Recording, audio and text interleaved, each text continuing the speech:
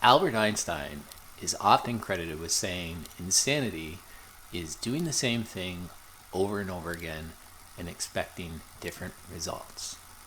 Then why does it make sense to run so many of our miles slowly to run faster?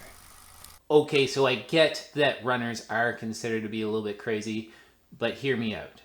Yeah, I just wanna be great. Yeah, I just wanna be great.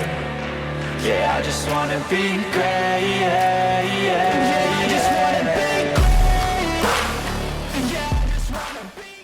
Hi everybody, my name is Matt and this is What Matters to Matt. Now on this channel I try to share with you the things that I'm doing to be the best that I can be for the most important thing in my life. Right now that is running my first ever marathon, at least training for it, and I'm going to be running that in just a little bit over 6 weeks now. So if you think that's something that you're going to like, I know this is an early ask, but please consider hitting that subscribe button and hitting that bell notification so you get notified every time I put out a new video. Most of these videos are going to be about me sharing my experience and just my thoughts around my training, around running, and how everything's going as I kind of build up to being an endurance athlete, which is a crazy thing to say because it wasn't that long ago that I never considered myself that. I had never run a race before, but this is where we're at. We've got a marathon coming up in a little bit over 6 weeks, and today I wanted to talk to you a little bit about how running slow can actually help you run faster. And I thought about this the other day.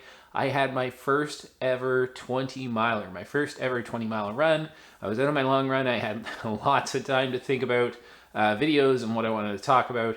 And it occurred to me that I was getting faster. And I wanted to talk about that today. First of all, let's just take a few peeks, just look at how that run went. Share with you some of that video because it was an exciting time for me and I wanted to share that with you.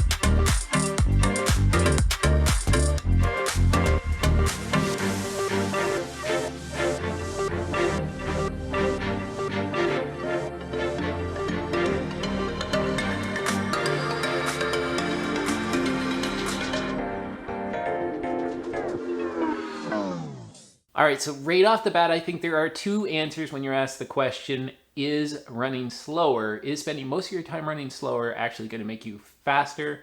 And the answer is yes and yes. And the reason why I say yes and yes is for a couple of reasons. Keep in mind, when I talk about any of this stuff, this is coming from the experience of somebody who's fairly new to running, fairly new, being that I consider myself to be pretty fit, but I've come to realize that running takes a lot of effort, and I have a whole new respect for those endurance runners out there, those ultra marathon runners.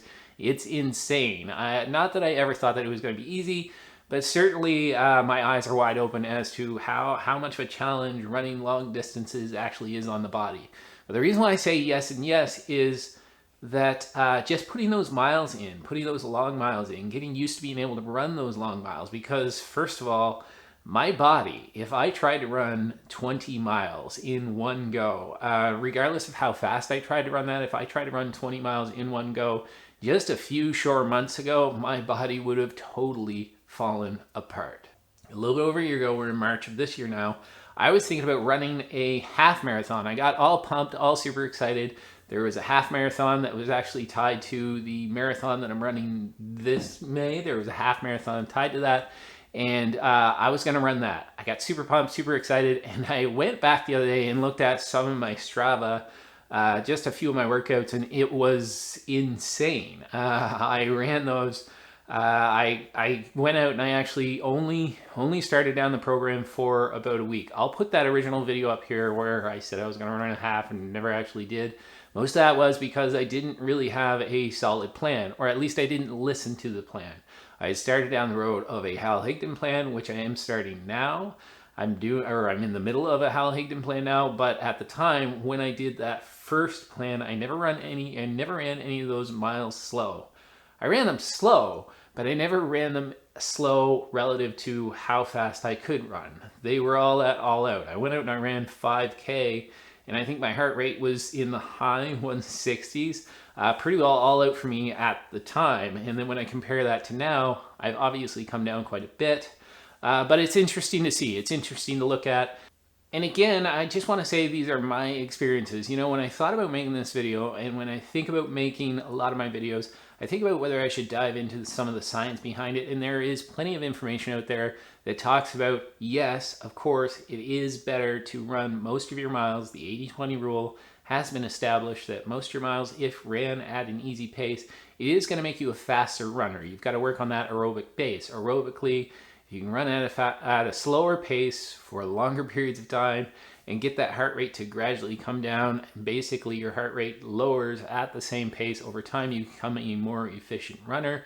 Of course, if you are training, if you're someone who's either an elite or someone who's even training to hit that first sub 3:30 marathon or below 3-hour marathon, something like that, you're going to throw in a whole lot more fartleks or threshold runs or tempo runs than I certainly have on my program. But the program that I've gone with, and I'll put another card up here now, but I went with the Hal Higdon Intermediate 1 program.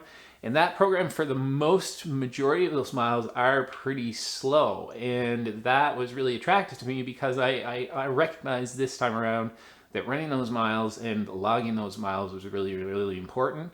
So I went with that program. The one time during the week, I'll just mention this is kind of an aside, but it does matter. The one time during the week that I actually run faster than slow, easy miles, usually on my Saturday, I have a mid-distance run right around maybe, I'm going to say 8 miles, 12, 13 kilometers, where I run that at marathon pace or at my expected marathon pace. That does give me an opportunity to kind of work on that anaerobic base or that anaerobic threshold and actually get that feeling of lactic acid starting to build up in my legs and seeing if I'm able to clear that quick enough so that I'm still able to run at that pace for long periods of time. It's been a little bit of an eye-opener on how fast I should plan to run my marathon. And actually, if you are fairly new to training, I would totally recommend a program like that because that really, really helps. Spending at least one decent run during the week in what you hope your marathon pace will be really gives you an opportunity to feel what it's like to run at that pace. I find some programs, if you're fairly new to running, if you spend most of your time either easy or you spend most of your time running all out, like threshold's not quite all out, but all out more so than your marathon pace, you might not have that feeling of what it's like to actually run at the pace you hope to run at, and it can be a little bit of a surprise on race day. So for me, there was a lot of value in doing that intermediate program. And another one of the things I should probably talk about when we consider my own personal experiences, since I've been running most of my miles at an easy pace, just a few months ago, I switched from the Apple Watch to the Garmin. One of the things that the Garmin does have is the race predictor. It's going to predict your race paces based on things like VO2 max. However, Garmin figures it out, and I should figure that out so that I can do a whole video on that. But their race predictor on the Garmin, I remember when I got it, it was probably around 5 hours was what it told me. And I remember the moment when it went down to 4:45, and I thought to myself, now that's a little bit more respectable in terms of what Garmin thinks I should be able to run a marathon at. Now, more recently, it's actually gone all the way down to under 4 hours and 10 minutes, 4:09 something. I'll look that up after and probably put that up here on the video. Hopefully, with 6 weeks left, I can even get that a little bit lower.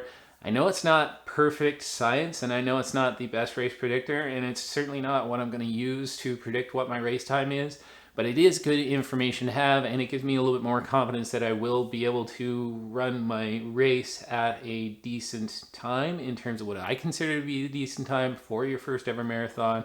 Talked about that in other videos.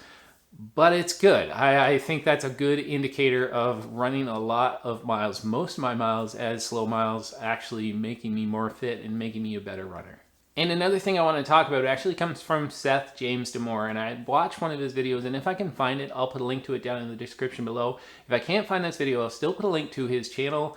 You should go check him out if you haven't already. He puts out an incredible amount of content, and it's all solid. Loving every minute of it. Daily vlogs coming from Seth. But in his videos, in one of his videos, what he's talking about is running so many of his miles slow and why he actually runs them slow. This is somebody who is an elite athlete, but he still runs some of his mileage what is considered pretty slow. Not slow to me, certainly, but way slower than anything that he's going to run on race day. And why he does that is for a couple of reasons. First is injury prevention. Just not pushing the envelope all the time actually gives you a better sense of, or gives you the ability to not worry about injury so much. You've always got to pay attention to it, but if you're constantly pushing the envelope, you're really risking injury.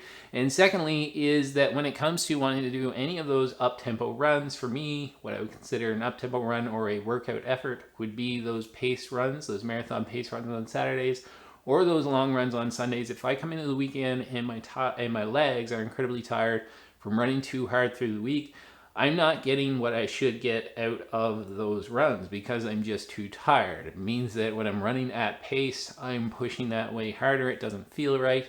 So it's important to keep those slow miles slow so that you're fresh when it comes to workouts that you're planning to do, whether that's tempos, fartleks, any of that stuff. But it's important to keep those slow miles slow.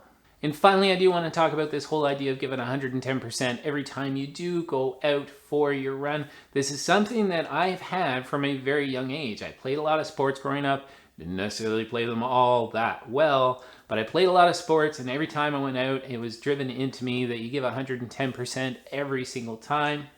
If you ain't first, you're last. If you ain't first, you're last. And I think as I've gotten older, as I've gotten wiser, as I've had these experiences through this marathon prep, it's just simply not true. It's complete rubbish. This idea of running fast all the time is going to make you a faster runner. Maybe you need to do some of it, but running slow miles will help you in the marathon. A funny little side note is when I was researching for this video and I found that Talladega that Ricky Bobby, if you ain't first, your last shot, my son actually heard that in the background and he said to me, "Dad, is that true? If you're not first, you're last?" And I went full on Talladega Nights with him and said, "Well, no, son, of course, that's ridiculous. You can be second, you can be third, you can be fourth, you can even be fifth." Anyways, everybody, that is the end of the video. My name is Matt, and this is What Matters to Matt, and what matters to me most is my family. I will see you in the next one.